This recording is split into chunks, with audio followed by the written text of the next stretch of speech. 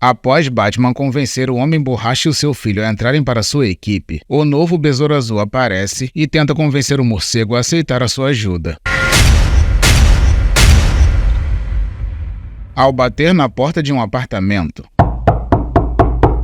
Batman esbarra com um sujeito que nunca viu que naquele momento esperava uma pizza. E quando o morcego menciona o nome Luke McDonough, o indivíduo diz que ele não mora mais ali e Batman informa que ele precisa melhorar a mudança de voz. Com isso, ele fecha a porta e percebemos que o Bruce estava certo.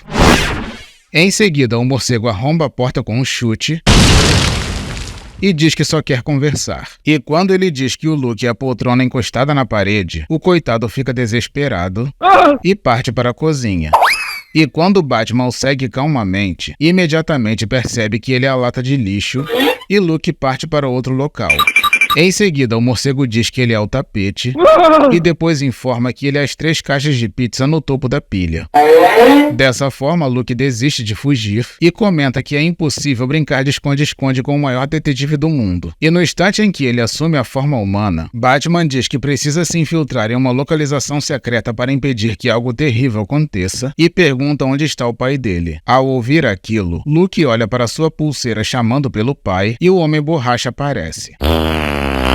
Em seguida, ele diz que nem mesmo o Batman consegue achá-lo e informa para o morcego que quer ficar fora de qualquer missão. Desse modo, Bruce diz que o Homem-Borracha é um herói e ficar fora dessa pode significar a morte de bilhões de pessoas. Ao ouvir aquilo, Luke diz que irá ajudar e Batman agradece. Em seguida, ele diz para o Homem-Borracha que eles mataram Ted e sequestraram as filhas de Jefferson e o filho de Dinah. Depois vemos o Batwing surgindo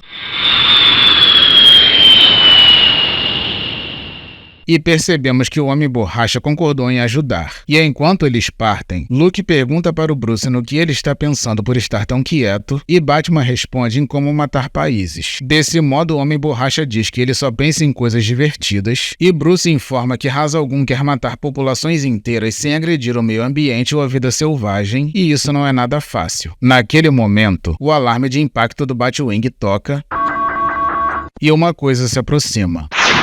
E quando a colisão acontece,